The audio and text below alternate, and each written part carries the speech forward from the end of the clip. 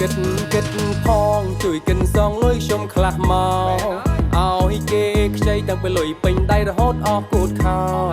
ខ្ញុំទាលុយមិនបានចាំបាច់ភ័យធ្វើមុខដូចចោលឆាតសៀនអត់រីផ្លាយខ្ញុំក្តៅក្រហាយចង់តែប្លុកចោលកាលមកខ្ចីប្រាប់ថាកុំភ័យ3ថ្ងៃសងវិញឥឡូវ3ខែពេញតែមករៀលមកវិញក៏អត់ឃើញឡើយចេះគិតគេខ្លាផងខ្ញុំក៏ជពាំងគេដែរលោកអើយហុកម៉ាស់គេលើហើយសួរលើកចុងក្រោយសងឬមិនសងរៀងចាលហើយបើតលើកក្រោយកុំសង្ឃឹមបានខ្ចីកុំថាឡើយ3ថ្ងៃតែល្ងាចឲ្យវិញក៏លែងកិនសងរួមគ្នាទៀតធ្វើໄວបើឃើញតែខ្ចីមិនដែរចែងឃើញសងស្អែកចាំបាត់ចាំយូរស្ងាត់ធ្វើភ្លេចតែម្ដង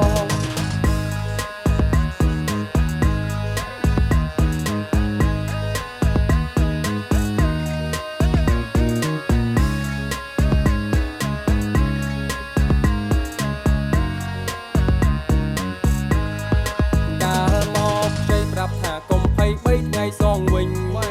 ឥឡូវ3ខែពេញតែមករៀលមកវិញក៏អត់ឃើញឡើយចេះគិតគេខ្លាផងខ្ញុំក៏ជពាំងគេដែរលោកអើយហុកម៉ាស់គេលើហើយសួរលើកចុងក្រោយសងឬមិនសងរៀងចាលហើយបើតលើកក្រោយកុំសង្ឃឹមបានខ្ចី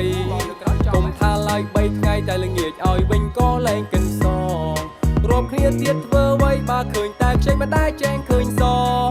ស្អែកចាំបាត់ចាំយូរស្ងាត់ធ្វើភ្លេចតែម្ដង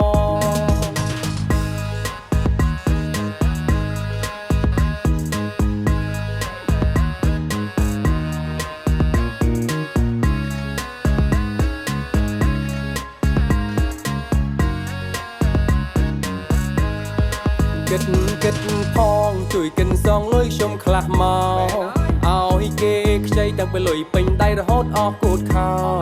ខ្ញុំទាលុយមិនបានចាំបាច់ភ័យធ្វើមុខដូចចោលឆាតសៀនអត់រីផ្លាយខ្ញុំក្តៅក្រហាយចង់តែប្លុកចោលកាលមកខ្ចីប្រាប់ថាកុំភ័យ3ថ្ងៃសងវិញ